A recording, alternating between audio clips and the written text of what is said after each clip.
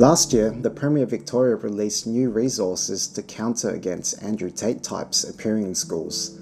This is a bid against toxic masculinity among young boys and its damaging impacts on those around them. But what is toxic masculinity?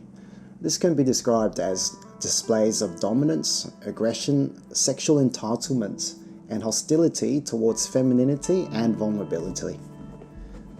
While we can agree that gender-based violence and discrimination is legally prohibited and socially unwelcome in our schools, there are concerns that war against masculinity can also demonize desirable qualities among young men, such as strength, courage, discipline, responsibility, and the ability to protect and provide. Though these qualities are not exclusive to men, they have been characteristic of traditional male gender roles.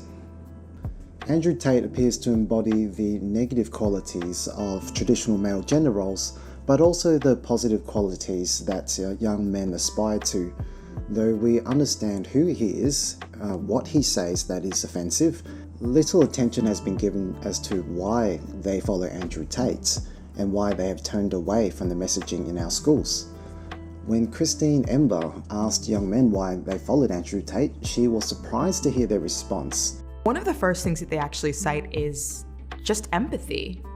These men actually do seem to feel for the struggles that young men and other men are facing. And then they also try and provide solutions. In another survey conducted by the Man Cave, it was found that young males followed Andrew Tate for qualities such as work ethic, relatability, confidence, and courage to defend traditional male values. This suggests that there might be two sides to this story. On one hand, we demonize young men and label them as toxic for demonstrating qualities shown in Andrew Tate. But on the other hand, their testimony hints at the positive pursuits of self-development and self-actualization. Unfortunately, much of the messaging from Andrew Tate relates to dominance over others. This is where it becomes problematic in an education setting which preferences equality. This can be especially alarming if it conflicts with gender equality and promotes gender-based violence. While this is not to say that all young males who follow Andrew Tate would end up becoming violent towards women, it is more the risk adversity of Australian schools that leads us to meet such behaviours with harsh discipline and possible exclusion in schools. But why do young males appeal to the message of dominance over others? This could relate to intersectionality of their identities formed in other spaces. For example, most online video games promote some form of violence and domination over your opponent, where a metric of performance is your score in accumulating kills. In sports, domination over your opponent leads to victory in a zero-sum game where there can only be one winner. There's also pop culture which continues to have an impact on young people's subjectivities. For example, traditional male roles still emerge in pop culture, such as the Giga Chad. We then have hip-hop music, which is traditionally male-dominated and continues to be male-dominated today, where lyrics in these songs can continue to label females as sexual conquests for males.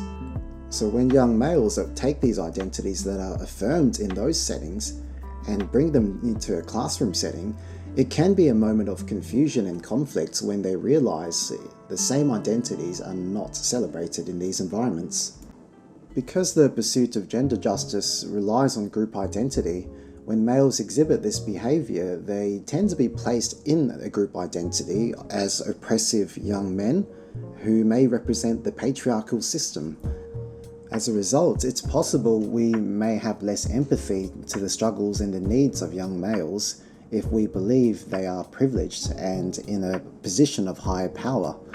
For example, there was a study where they looked at participants and how they responded and empathized with characters in Cinderella. And they were more likely to empathize with Cinderella as opposed to older sisters due to the power dynamics. We also see this empathetic approach in sports where we are more likely to root for the underdog as opposed to the top dog. In this battle against toxic masculinity, it appears there may be no winners in this situation, as trends in the US have shown that male participation in higher education has decreased below female participation, and also in the workplace where male participation among younger men has decreased. Fortunately, this hasn't been reported in Australia as of yet, but it can paint a possible future for younger males if they continue to turn away from their schools. Victoria has responded with their Respectful Relationships program, which appears to be an intervention towards this type of behaviour in schools. There are other organisations too, such as the Man Cave, who run workshops for young males in schools and take more of a strengths-based approach in helping young males develop positive male identities. As teachers need to juggle many different tasks such as educating our children, managing stakeholder interests, and maintaining social cohesion within our schools, it's possible that the new task of helping male students form modern male identities may require some training in our teachers and more strategic knowledge on how to navigate this. If young males are turning online to figures such as Andrew Tate for guidance, maybe male identity is an issue we've not been addressing in schools. If we can take a slightly more risk-tolerant approach by creating safe environments for male students where they can explore their male identities while providing the training and guidance to help them get it right, with role models that can demonstrate how this can be done, this would be a more collaborative approach which can reduce gender-based conflicts and also create a wider environment where all students can freely explore what their gender means to them.